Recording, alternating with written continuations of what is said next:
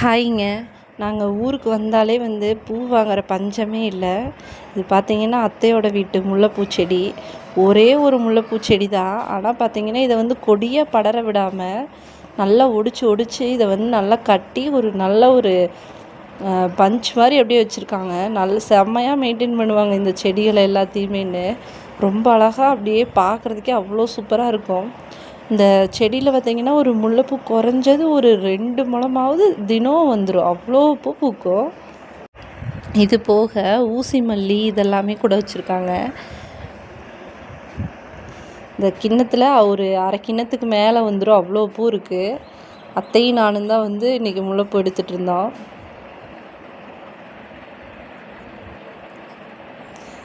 அடுத்து இது அந்த வீட்டுக்கு அழகுக்காக வைக்கிற செடி தான் இது.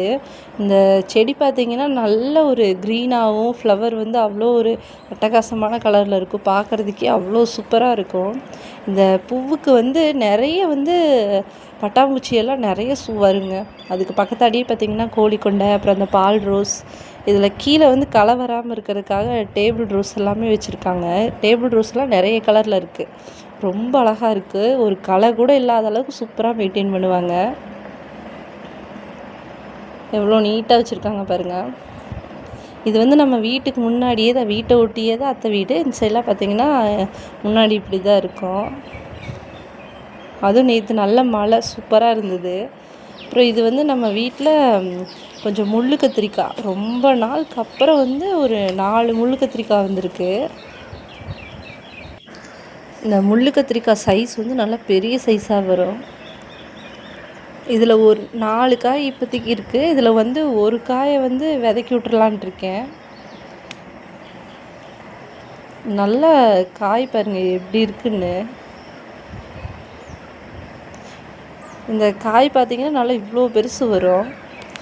செடியெல்லாம் கொஞ்சம் வைரஸ் தாக்குதல் மாதிரி இருக்குது. அதெல்லாம் நீ இந்த இலையெல்லாம் உதிர்ந்துருச்சு அப்படின்னா நல்லாயிருக்கும். காய் பாருங்கள், இங்கே ஒரு பிஞ்சு இருக்குது. இது போக வேறு இது இன்னொரு வெரைட்டி கத்திரி. அதில் ஒரு 2 காய் இருக்குது. அதையும் எடுத்துடலாம் இன்றைக்கி.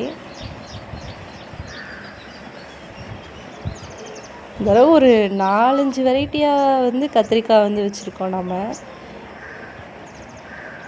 இது இவ்வளோ பெருசு தான் வரும். இதை விட பெருசு வராது.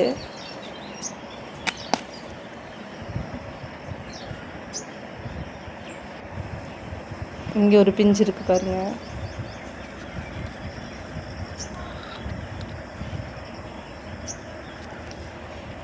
அடுத்து முன்னாடி பீக்கங்கொடியை ஒரு ஆர்ச் மாதிரி கட்டி விட்ருக்கேன். இதில் அப்படியே படர விடலான்னு சொல்லிட்டு சூப்பராக படர்ந்து போயிட்டுருக்கு. இது பூச்சி உழுவு மட்டும் உள்ளே வராமல் இருந்தால் சரி, அப்படி ஃபுல்லாக கட்டி விட்ருக்கேன்.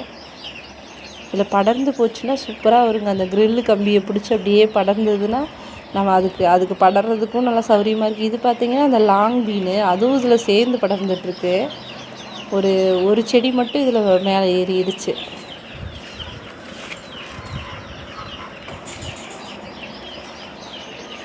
கொஞ்சம் இந்த டொயினை வச்சு இந்த மாதிரி கட்டி விட்ருக்கேன். இது இந்த லாங் பீன் செடி மேலே ஏறி படறதுக்காக.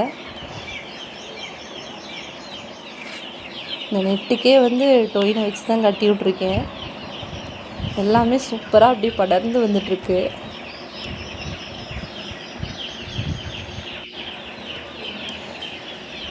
அடுத்து புடலங்காய் பார்த்திங்கன்னா பிஞ்சு அப்படியே இன்னும் நிறைய விட ஆரம்பிச்சிருச்சு. கீழேருந்தே நிறைய குட்டி குட்டியாக அப்படியே பிஞ்சு வர ஆரம்பிச்சிருக்குது. இது இந்த குட்டை பீக்கந்தான். அழகாக நல்லாயிருக்கும், சாப்பிட்றதுக்கு நல்லாயிருக்கும். இது ஒரு கொடி படர்ந்துட்டுருக்கு.